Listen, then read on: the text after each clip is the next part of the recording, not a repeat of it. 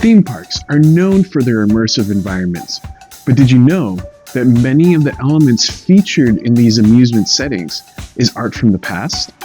My name is Chris, and I'm an art historian and theme park fan, and I want to tell you the background of many of the things you commonly see around you.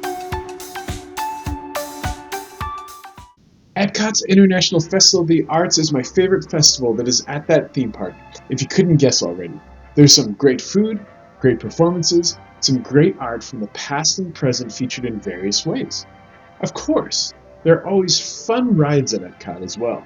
There are a couple of Festival of the Arts Easter eggs hidden in plain sight on one of those rides, Journey into Imagination. One is the Blue Boy painting with figment as a subject, and it's also one of the items in the Festival of the Arts scavenger hunt.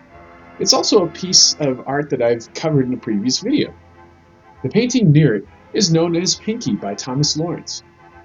This painting has an interesting history and has even been parodied by various Disney brands. Thomas Lawrence was born in 1769 and died in 1830. In 1780, he was trained as a pastel artist and produced many of his first portraits this way. He submitted a pastel portrait to the Royal Academy in England in order to gain membership to this prestigious organization. He was accepted and became a popular artist. His art expanded to oil paintings as well, and even though he was popular, he was in a continual state of near bankruptcy.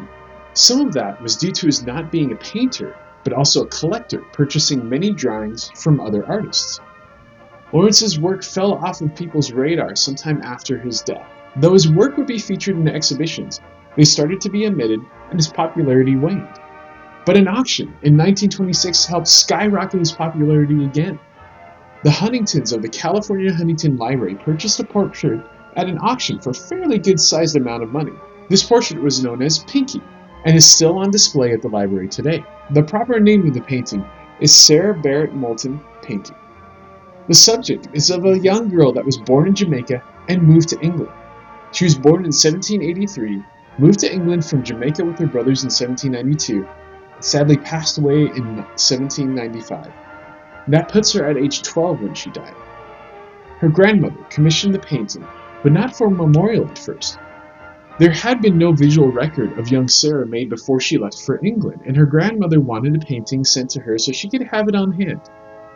The commission letter didn't name Lawrence specifically, but to call upon any master artist in the area of England. Lawrence won the commission and painted it between February and October 1794.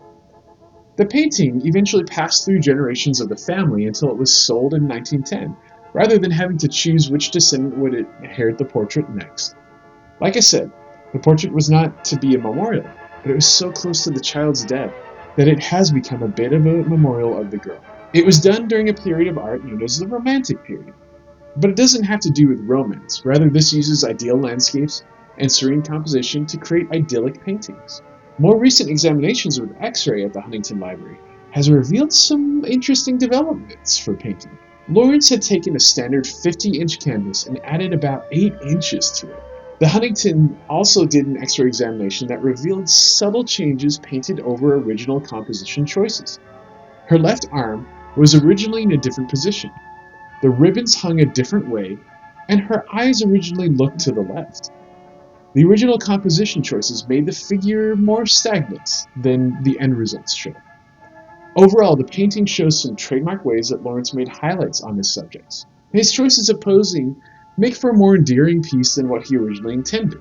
But like I said, this painting has also been used in other areas of Disney brands. One is with the Disney cruise ships Enchanted Art, where Daisy stands in for the main subject. So what do you think of the painting and its popularity? Does it strike you in any way? Feel free to leave a comment about it down below, and don't forget to subscribe to the channel to catch more art in the theme parks.